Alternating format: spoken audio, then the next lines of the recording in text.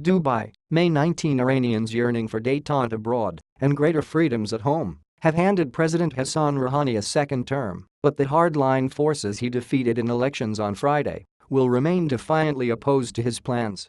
Rouhani built his resounding win in RPT-ANALYSIS presidential election by promising more economic opportunities for Iran's youth, as well as social justice, individual freedoms and political tolerance. He also picked a rare public fight with hardliners close to Supreme Leader Ayatollah Ali Khamenei, angrily criticizing their favorite in the race, Ebrahim Raisi, a judge seen by reformists as representing the security state at its most fearsome. The Revolutionary Guards, IRGC, the COUNTRY's most powerful security force, are unlikely to forget his attacks, which played to widespread frustration with a state that controls how Iranians speak, gather and dress. During one rally, Rouhani referred to hardliners as "those who cut out tongues and sewed mouths shut." Rouhani will face more pressure in his second term. The Revolutionary Guards and other deep state organizations will create more problems for him, said Mayor Javed Anfar, an Iranian-born Israeli lecturer on Iran at the Interdisciplinary Center Herzliya in Israel. Since the 1979 revolution, whenever hardliners have lost a political battle, they have tried to settle scores. One way the Guards could reassert their dominance at home would be to stoke more confrontation abroad, where they provide the shock troops for Iran's interventions in Iraq, Syria and elsewhere in the Middle East.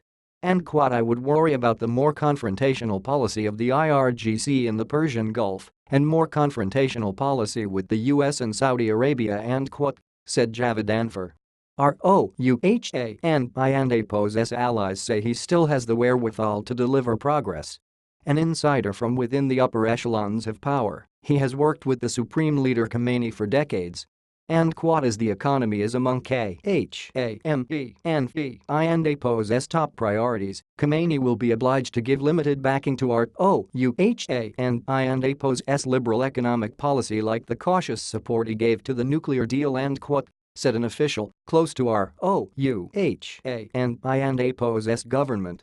Rouhani, first elected in a landslide in 2013 on a promise to reduce Iran's diplomatic isolation, spent most of his political capital in his first term on a nuclear agreement with 6 powers that resulted in a lifting of most sanctions in return for curbs on Tehran's nuclear program. Domestic social reforms were largely ignored. But in his second term, Rouhani will be under more pressure from his followers to deliver on changes at home. He has now contributed to that pressure himself by campaigning hard as a reformist, particularly in the final days. Clearly it's going to be difficult to back down on some of this stuff, said Abbas Milani, director of the Iranian Studies program at Stanford University. Milani noted the challenges he gave to the IRGC as well as promises to release reformist leaders held under house arrest. All of these are going to put him on a confrontation path, if not a collision course with the conservatives, he said. The internal power struggle in the Islamic Republic is not just a philosophical argument between reformists and hardliners, but a battle to preserve the dominance of a theocratic establishment with vested interests and privileges. The Revolutionary Guards have an extensive business empire to protect and believe opening up to the West could lead to regime change. Given the importance of the Guards to the clerical leadership, few Iranians harbor high hopes that Rouhani will fulfill all his promises.